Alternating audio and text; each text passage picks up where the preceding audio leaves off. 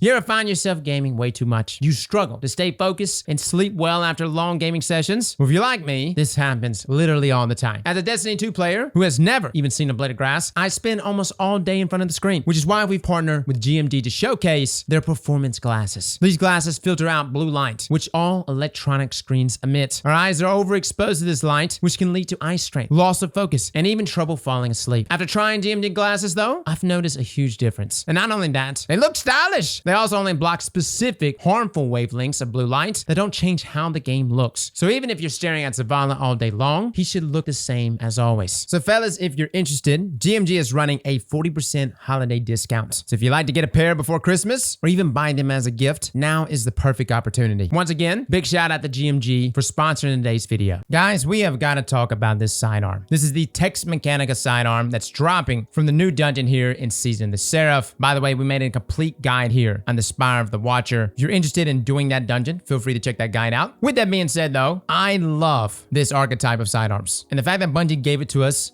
as a Tex Mechanica weapon? Oh. Now, when you think of like top tier aggressive burst sidearms, you had Breachline, Smuggler's Word, or more recently, Forgiveness. And I know a lot of other sidearms get the attention. Drang, Traveler's Chosen, our 3-round burst sidearms. But guys, let me just tell you, these 2-round burst sidearms, oh, they don't play. What they lack in TTK value, which is still very good at 0.73 seconds, they make up for it in being super forgiving and honestly one of the most consistent sidearms in the game. And that's saying something. Because it's not like Drang or any of these other sidearms aren't consistent. My God, they practically aim for you sometimes. But there's something about these aggressive burst sidearms that just feel oh so good. Now, big shout out to everyone in today's video. I wanted to try out a number of roles. I wanted to try out Desperado, which yes, is also present on the sidearm. I wanted to try out Kill Clip, which granted, even though it's been nerfed, it's still a very good buff at 25%. And I also wanted to test out Rangefinder. Now, more importantly, this is a Tex Mechanica weapon, which means it comes with a new origin trait called Tex Balance Stock, which states that damaging targets while firing from the hip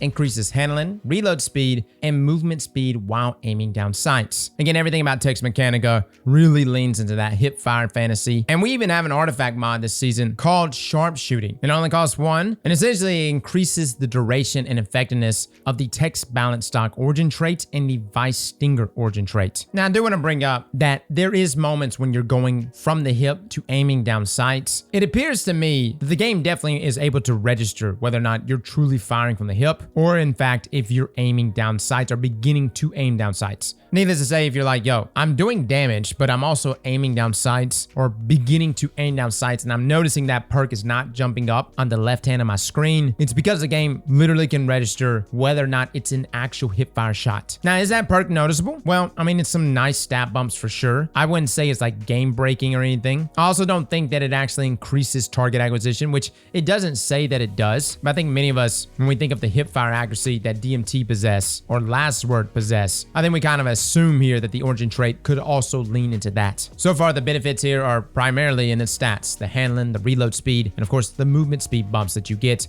And in those moments where a shotgun rusher is rushing you and you do begin to land like a hip fire shot, backing up and creating some distance with that increase in movement speed could really benefit you. Now, I want to go over some of the roles that we got to try out today. And first and foremost, you'll probably notice that just about every one of these roles have in the first trait column, tap the trigger. Now, tap the trigger is extremely important here because it boosts our accuracy and stability on the initial trigger pull. Now, for most weapons, that's one and done. You shoot the gun once, that initial trigger pull is gone. But for some reason, aggressive burst sidearms is able to bypass this. And if you notice there on your screen, guys, there at the bottom left, tap the trigger is constantly being procced. Now, this was actually a thing with Smuggler's Word back in the day. It too could roll with tap the trigger. And even though Rangefinder was present in the same column as tap the trigger, I chose tap the trigger every single time. It's just that good, guys. You get 40 extra stability for free, minus 50% there in max recoil kick. Your accuracy cone is greatly improved. It's a fantastic trait and it snacks crits like nobody's business. It is the best perk to have on these aggressive burst sidearms. Now, I know we have sidearms like Forgiveness that doesn't have tap the trigger, but Forgiveness has Alacrity, and that is a noticeable difference when that perk is on and when it's not. And again, that perk requires you to be the last living member of your fire team,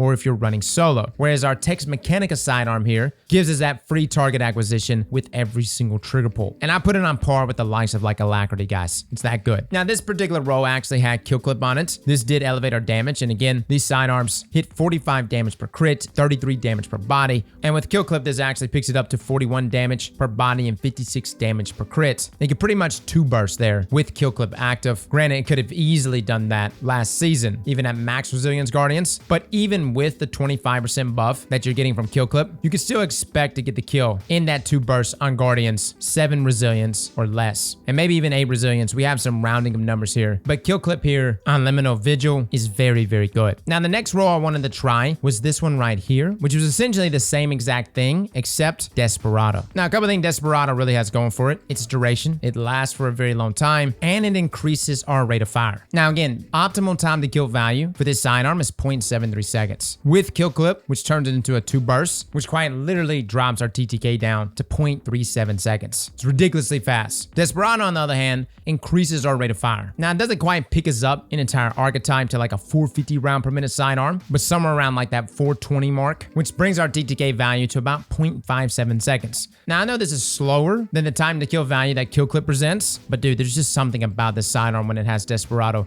It is a bullet hose. And by the way, I know back in the day, Desperado actually nerfed your damage inside of PvE. It doesn't. It just purely increases the rate of fire. It doesn't limit your damage. That's a change way back when in Shadowkeep. It's been corrected since. But this little sidearm with Desperado, oh, it can get it. And it does such a phenomenal job snagging multi-kills. And I find the duration to be really, really good on it. It lasts slightly longer than that of kill clip. It allows you to find another target in time. Again, don't sleep on Desperado. The only drawback to Desperado, though, is that it requires a precision final blow to increase our rate of fire. Now, for some weapons, that's not an issue. I would say most burst fire weapons can accomplish this. But these 2-round burst weapons, especially if you're moving a lot, and with the case of airborne effectiveness, landing those precision final blows might prove to be difficult with this archetype. I'm just saying, I usually spam this weapon type way more, like more so than other sidearms, especially with things like tap the trigger. I'm just letting the gun guide itself. And all I'm saying is that sometimes it's not as easy procking Desperado as, say, kill clip. And even though kill clip did just get a nerf there from 33% to 25%, you can reload kill clip on itself over and over again, improving its ease of use.